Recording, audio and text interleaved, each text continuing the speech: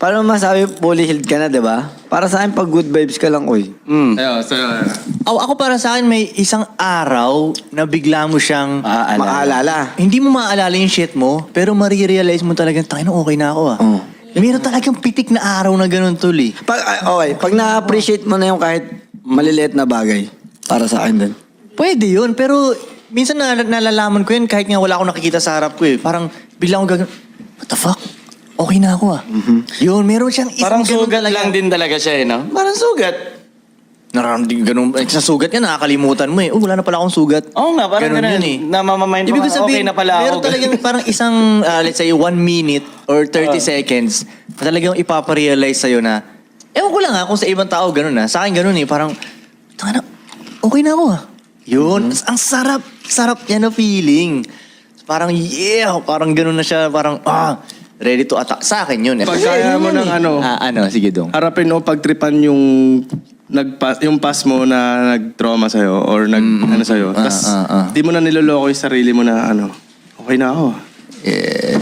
Kunyari, nakita kayo nung ex mo. Oo, kasi iba, kunyari lang mo na okay sila eh. Oo, yung hindi ka mo lulukoyin sarili mo, ganun. Kunyari, nakita Minsan nga, pag sinasabi mo okay ka na, doon ko ba hindi Doon okay? ka talaga hindi okay, oo. Totoo yan. Pero, alam mo tol, buti rin tol, di ba, makakalimutin ako talaga sa, ano nangyari kahapon. Hindi ko na nga maalala yung mga details nung nangyari kahapon eh.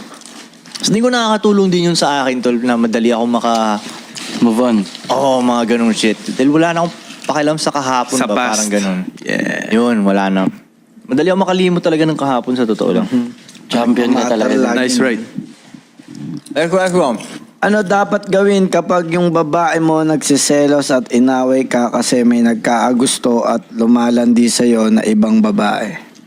Sabi ni Nicolo. Koy, pag mga babae sa'yo ko itatanong yan. Yeah. Tangina mo, ako lang ba ang may dito? Itong... Ikaw, sige, Kaya ko na dapat gawin sitwasyon kapag niya yan, iba? Naaway ka ng babae mo, Dahil may lumalandi sa yung iba, Wala kang dapat gawin. Ang tapos? Wala to, huwag mong pansinin yung babaeng nag-away, nagsiselos sa'yo.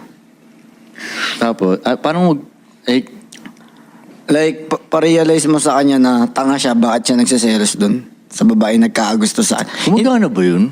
Hindi. Ako sasabihin ko, Parang hindi, no? Parang hindi gumagana. yan tayo eh.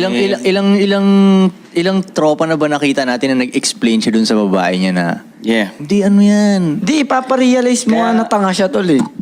Oo. Wag na, sabihin mo na lang, yan magandang gwapo ako eh.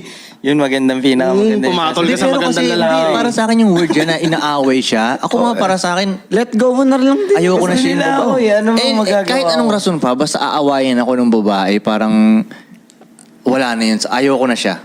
Aawayin ka niya talaga. Ganun na. Paano away ba? Kasi Aawayin ka talaga niya. Hindi, baka yung sinasabi niyan ko, yung selos. Ako hindi ako nakakaranas ng ganun eh, na mula nung naggantong-gantong relationship kung aawayin. May aaway sa akin, ganun. Gagi, wala na yun. Goodbye ka. Kahit ano pang rason, kahit nga mali pa ako, ba't inaaway mo, awayin, di ba? Parang ganun. Pwede mo akong kausapin. Pero para awayin, yung ganun. Ayoko na sa'yo. Parang sa akin, ganun nakaikli yung ano ko ba. Yeah. Pero naalam, nakaraan may kahapon nga ata yan. Ewan ko. ano? Basta may usapan tayo na parang sa mga ibang lalaki, ang hirap ng sitwasyon nila, no, na yung... Sa mga asawa nila. Oo, parang ako nahihirapan sa kanila.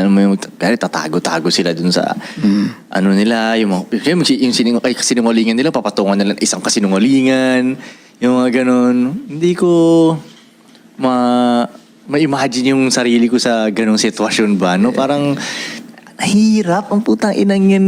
Ewan ko ba? Sobra.